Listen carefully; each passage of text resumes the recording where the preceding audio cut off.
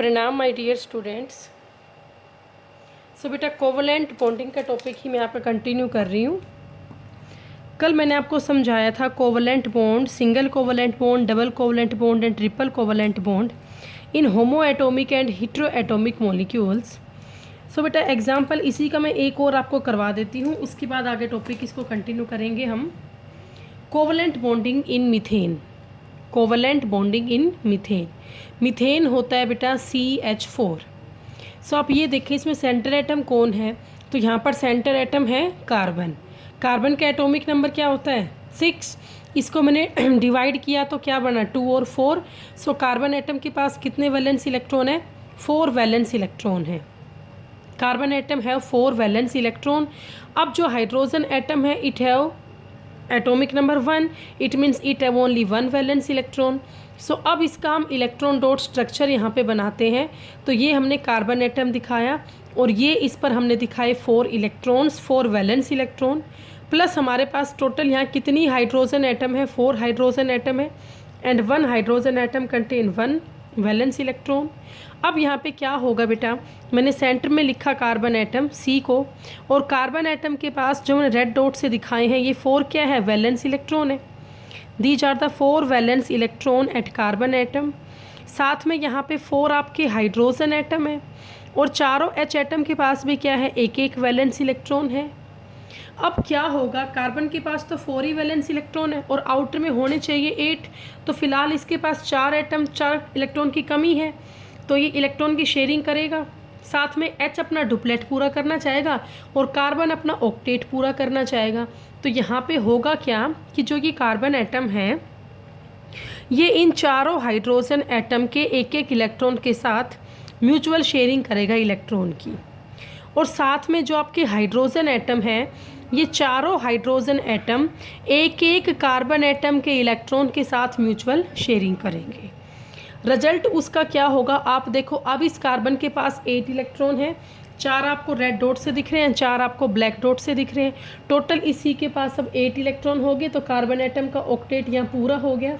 और अगर मैं यहाँ H एटम को देखूँ तो आप देखिए हर एक H एटम के पास में अलग दिखा रखा है अलग से इस बॉक्स में, हर एक H एटम के पास यहाँ 2 इलेक्ट्रॉन्स है।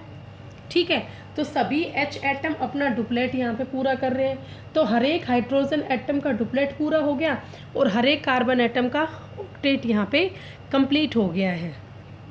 अब बेटा उससे प्रोडक्ट आपका फाइनल क्या बनेगा, हमने सेंटर एटम दिखाया C और इससे आपके 4 हाइड्रोजन एटम जुड़ गए हैं by the 4 single covalent bond, by the 4 single covalent bond.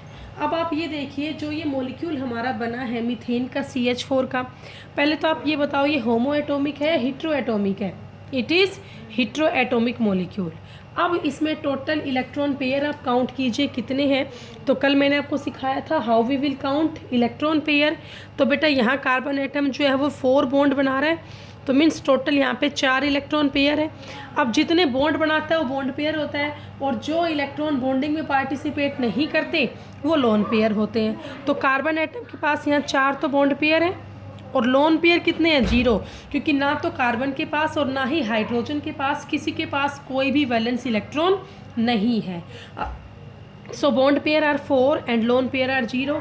अब ये आपको पता है बॉन्ड पेयर शेयर्ड पेयर को बोलते हैं और जो लोन पेयर होता है वो अनशेयर्ड पेयर होता है।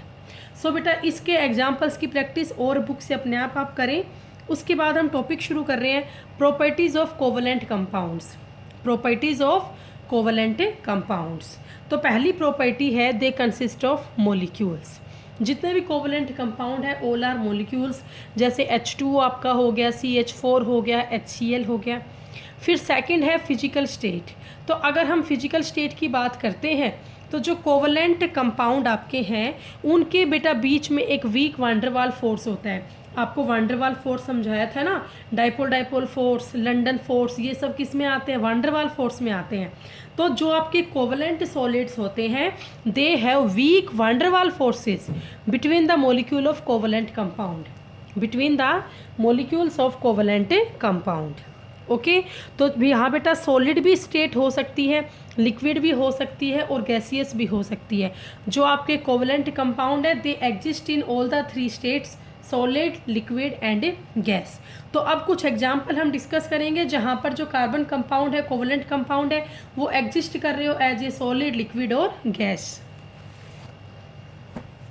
सो बेटा देखिए पहला एग्जाम्पल यहाँ पे मैंने कुछ एग्जाम्पल लिखे हैं। जैसे आपका CH4 है, CH4 होता है मीथेन, C2H6 है, C2H6 होता है इथेन, C3H8 है, ये प्रोपेन होता है। तो मीथेन है, इथेन है, प्रोपेन है, ब्यूटेन है। All of these are gaseous in nature. ये सब बेटा किस स्टेट में प्रेजेंट होते हैं? गैसियस स्टेट में प्रेजेंट होते हैं। ऐसे कुछ एग्जाम्पल और हैं, जैसे कि हमने ये लिया CCl4। CCl4 क्या होता है? Carbon tetrachloride, carbon tetrachloride. ऐसे हमने लिया इथेनॉल। इथेनॉल बोलते हैं बेटा इथाइल अल्कोहल को। इथाइल अल्कोहल को ही हम क्या कहते हैं? इथेनॉल कहते हैं।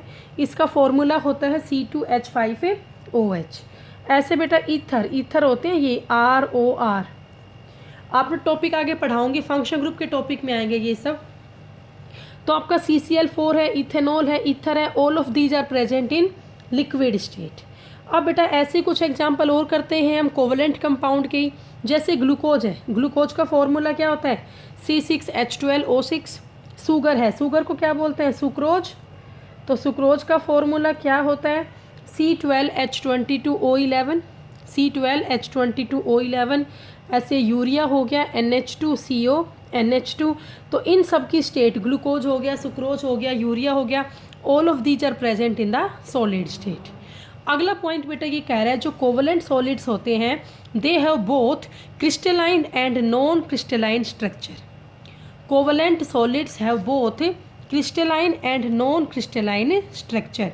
इसका मतलब क्या है बेटा? आपको मैंने पढ़ाया था क्रिस्टलाइन सॉलिड, जिन सॉलिड की एक परफेक्ट 3 डायमेंशनल ज्योमेट्री होती है उसे हम बोलते हैं कोवलेंट सॉलिड। तो जो कोवलेंट सॉलिड है वो क्रिस्टलाइन भी हो सकते हैं और नॉन क्रिस्टलाइन भी हो सकते हैं। अगली इसकी प्रॉपर्टी है melting point and boiling point की। नेक्स्ट प्रॉपर्टी है melting point and boiling point.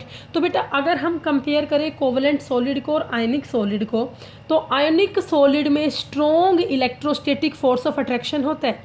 हाँ बेटा ये बात ज़रूर है कि आयनिक बॉन्ड को रियल बॉन्ड नहीं होता, वो सिर्फ इमेजनरी होता है। बस आयनिक बॉन्ड में सिर्फ एक फोर्स ऑफ अट्रैक्शन होती है, लेकिन जो कोवलेंट बॉन्ड है ना ये एक रियल बॉन्ड है, it is not imaginary.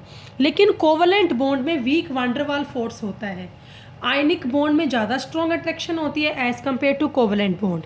So due to weak Van der Waals force of attraction they need less energy.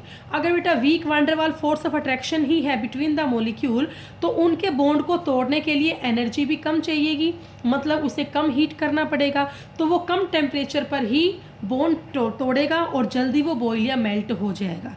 तो हम ये कंक्लूजन निकाल सकते हैं यहाँ से कि जो कोवलेंट सॉलिड्स आपके हैं they have low melting point and boiling point. इसके बाद आपकी लास्ट यहाँ पे प्रॉपर्टी है कोवलेंट कंपाउंड की सोल्यूबिलिटी। तो बेटा सोल्यूबिलिटी का जनरल रूल क्या होता है? Like dissolve like, like dissolve like. इसका मतलब क्या है कि अगर हमारा सोल्यूट पोलर है, if our solute is polar, तो वो पोलर सोलवेंट में ही डिजोल्व होगा। लेकिन अगर हमारा सोल्यूट नॉन पोलर है तो वो नॉन पोलर सोलवेंट में ही डिजोल्व होगा। A polar solute always dissolve in a polar solvent, but a non-polar solute do not dissolve in polar solvent. It dissolve in non-polar solvent. अब बेटा polar solvent का example जैसे water है, water is polar solvent. HCl है, polar solvent है। और non polar में कौन आता है? जैसे आपका CCl4 हो गया, कार्बन टेट्राक्लोराइड, CH2 हो गया, कार्बन डाइसल्फाइड, ईथर आपका हो गया, ये सब नॉन पोलर सोलवेंट होते हैं। ठीक है। तो कोवलेंट कंपाउंड जो आपके होते हैं, जैसे बेटा मान लो नेफ्थलीन है, ठीक है, कैम्फर है, कपूर सब ने देखा है कैम्फर। कैम्फर कैसा कंपाउंड है? हाइड्रोकार्बन से बना है। हाइड्रोकार्बन मीन्स कोवलेंट कंपाउंड है। तो सभी covalent compound non polar nature के होते हैं। और आपको ये पता है जो कंपाउंड नॉन पोलर होगा वो वाटर में सोल्यूबल नहीं हो सकता। नेफ्थलीन बोल्स है, कैम्फर है, they are not soluble in the water. लेकिन अगर आप उनको डालते हो CCl4 कार्बन टेट्राक्लोराइड में, कार्बन डाइसल्फाइड में, तो उसमें ये सोल्यूबल हो जाएगी। It means covalent compound है, they are non-polar in nature, so they are not soluble in the polar solvent, they are only soluble in the non-polar solvent. इसी के साथ बेटा आपकी जो करेक्टरिस्टिक्स है कोवलेंट कंपाउंड की वो कंप्लीट होती हैं। इसके बाद कल हम नया टॉपिक अपना शुरू करेंगे और वो नया टॉपिक हमारा होगा allotropic forms of carbon. Thank you so much, have a nice day.